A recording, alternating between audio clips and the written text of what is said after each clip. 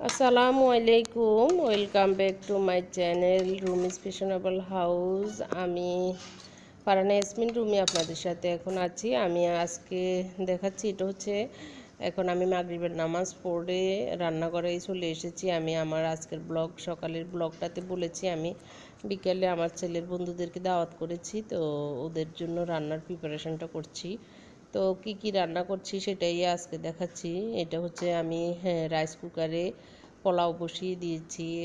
পোলাওটা আসলে রাইস কুকারে দেওয়ার মানে হলো এখানে এই চুলাটায় জানি না মালিক পক্ষ কি এরকম করে রেখেছে নাকি চুলাই নষ্ট, একটা চুলা মানে সুইচটা কোনো কাজ করে না, তো যার কারণে একটা চুলাই ইউজ করতে হচ্ছে। আর যেহেতু একটা চুলার ইউজ করতে হয়, যার কারণে আমি পোলাওটা ভালো করে মানে ভেজে তারপর যেভাবে আমরা করি সেভাবে করতে পারছি না, কারণ স্বল্প সময় কম, ওরা চলে আসবে 8:30টায়।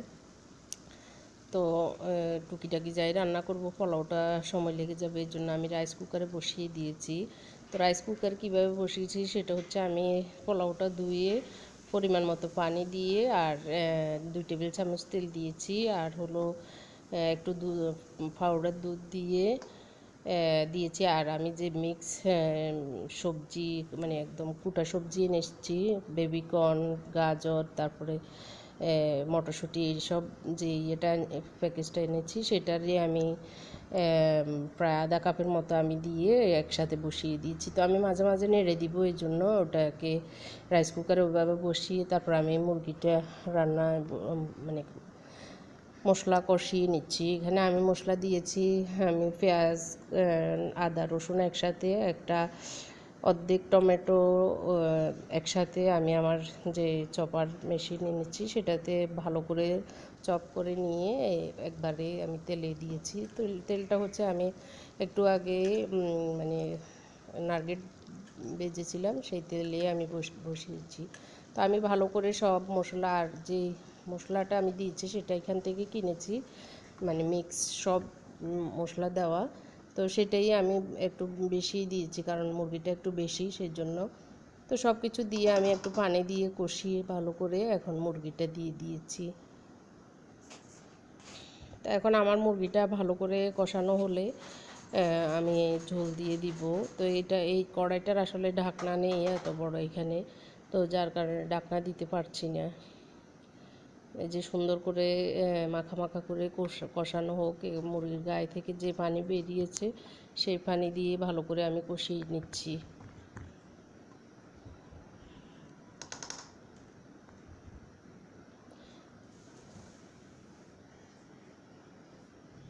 তা আমি এখন 1.5 বাটি, মানে এখানে যে বাটিটা আছে সেটারই আমি 1.5 বাটি পানি দিয়ে ভালো করে রান্না করব, যেন ভিতরে ভালো হয়। আর এই মুরগিগুলো অনেক বড় বড়, প্রায় 2.5 কেজির মতো এরকম হবে বড় বড়, যার কারণে এগুলোর ভিতরে না ঢুকলে তো মজা লাগবে না, এই জন্য। তো আমি আগুনটা বাড়িয়ে আমি অন্য রান্নার প্রিপারেশনটা করছি।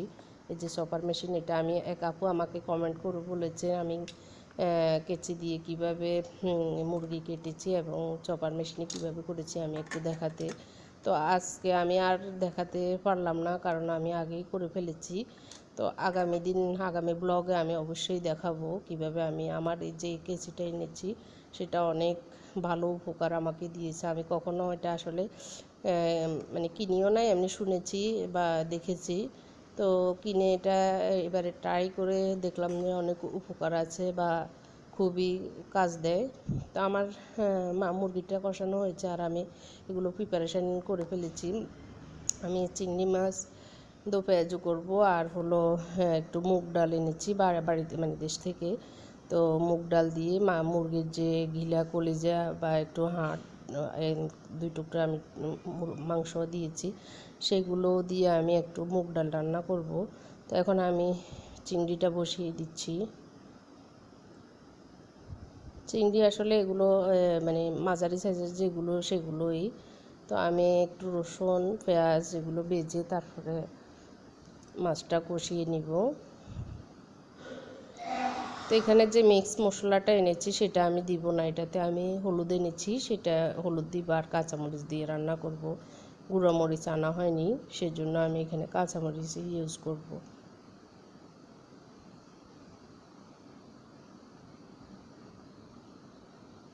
এই যে আমার রাইসটা ফ্রাই হয়ে গেছে, আমি একটু নেড়ে চেড়ে সুইচটা অফ করে দিয়েছি। তো একটু নেড়ে চেড়ে দিব এখন।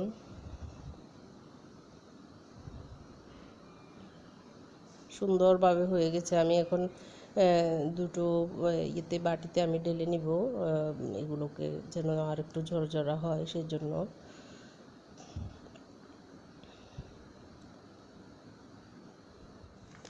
আমার পেঁয়াজগুলো মোটামুটি কষানো হয়ে গেছে, আমি একটু হলুদ দিয়ে দিচ্ছি।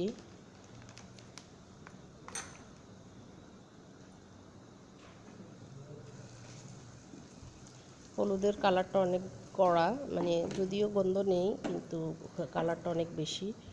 তো আমি একটা টমেটো দিব, সেজন্য ফ্রিজ থেকে একটা টমেটো নিচ্ছি। প্রথমে ভুলে গেছি আসলে টমেটোর কথা।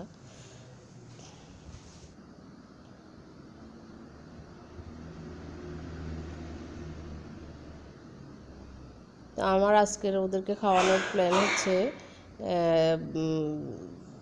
চিংড়ি, মুরগি গোস্ত, আর হচ্ছে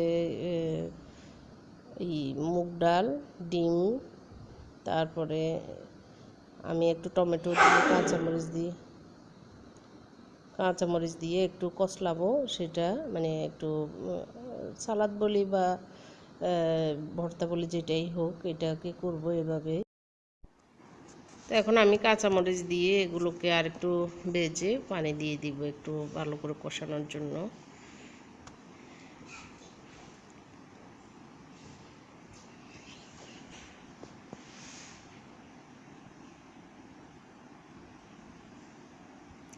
তো এর ভিতরে আমার ছেলে সহ ওর বন্ধুরা 5 জন ওরা এসে গেছে। আসলে আমি এর ফাঁকে আবার ওদেরকে নাচতে টার্গেট বেজে দিয়েছি, আর হলো মিষ্টি, তারপর মাউন্টেন 100+ মনে হয় ওইটা দিয়েছি। তো ওরা খেয়ে উপরে গিয়েছে, গল্পগুজব করছে।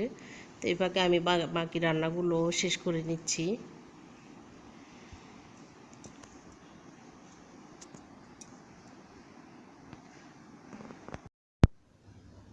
তো এখন আমি ঢাকনা দিয়ে দিব, কারণ একটু কষানো হোক ভালো করে। তো এখন এটা থেকে যে পানি বেরিয়েছে সেটার পাশে আমি একটু দুপুরের যে সবজি আছে এটা একটু থেকে গেছে, এটা একটু পাশে দিয়ে দিব, কারণ চিংড়ির যে স্বাদটা সেটা আবার সবজিতে ঢুকবে, ভালোই লাগবে খেতে এর জন্য।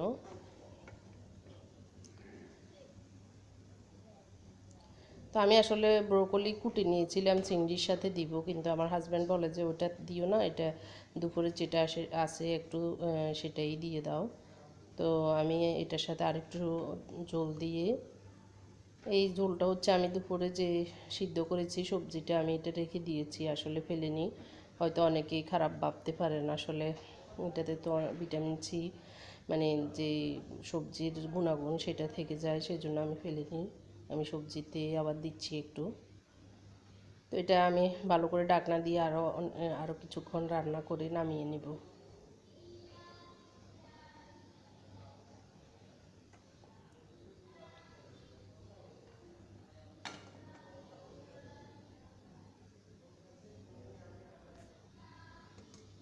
যে আমার রাইসটা এরকম হয়েছে, টেবিলে দিয়ে দিয়েছি, চিংড়িটা এরকম হয়েছে, খুবই মজা হয়েছে, যে আসলে দেখতেও অনেক ভালো লাগছে।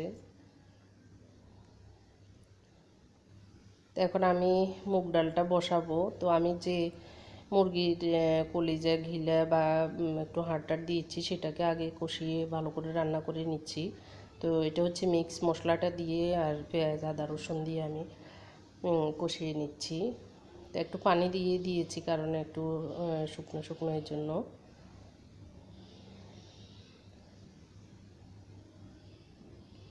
তো মুগ ডালটা বেশি না রান্না করব না, একটু রান্না করব। তো এই মাংসগুলো আমি সবগুলো দিব না, অল্প একটু, মানে অর্ধেক দিব, অর্ধেক আমি রেখে দিব।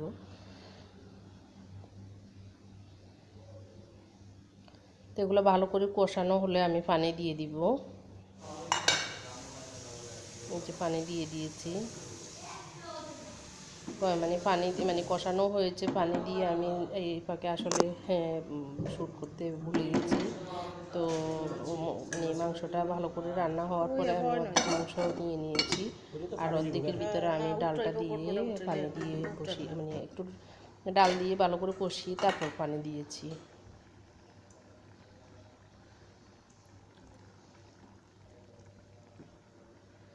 আর একটু হবে, এখনো একটু শক্ত আছে। এদিকে আমি রাইস কুকারে ডিমগুলো বসিয়ে দিয়েছি। যে আমার রান্নাবান্না সব শেষ, গুছানো গাছানো সব শেষ, ছেলেরা খেতে বসেছে। তো ওরা ডাইনিং টেবিলটা তো একটু ছোটো, এই জন্য ওরা সোফার সামনে মেটে বসে আমি চাদর বিছিয়ে দিয়েছি, তো ওরা খাচ্ছে। তো এখন আমরা ওরা ওদেরকে বিদায় দেওয়ার পরে আমরা খেতে বসেছি। তো আমার মেজোটা আসলে তখন অল্প একটু খেয়ে উঠে গেছে ও কী কারণে, তো পরে এখন আমাদের সাথে আবার খাচ্ছে। তো আমাদের খাওয়াও শেষ, এখন ফিনিশিং মানে সব কিছু মোটামুটি ভালোই হয়েছে। ছেলেরা আসলে মুরগির মাংস এতদিন খেতে খেতে মানে বিরক্ত হয়ে গেছে, যার কারণে সবজি আর মুগ ডাল দিয়ে বেশি খেয়েছে। তো যাই হোক, এখন রাত আমরা শুতে যাব, ঘুমাতে যাব, এই জন্য আমি সব কিছু ক্লিন করে তারপরে রেখেছি। আসলে আর যেগুলো গুছানো দরকার সেগুলো গুছানো এখনও হয়নি। আজকে তো উঠলাম, উঠে মেহমানদারি করে একটু আসলে ক্লান্তিও এসে গেছে।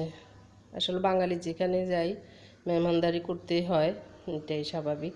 তো এখন আমি রুমে এসে এই যে বিছানা চাদর সেটাতে আমি মানে কমফোর্ট করতেছি না, কমফোর্টেবল ফিল করতেছি না, কারণ ভালো লাগতেছে না এটা আর কি। তো আমি বাংলাদেশ থেকে যে চাদরগুলো এনেছি ওদেরকে দিয়েছি ওদের রুমে বিছাতে।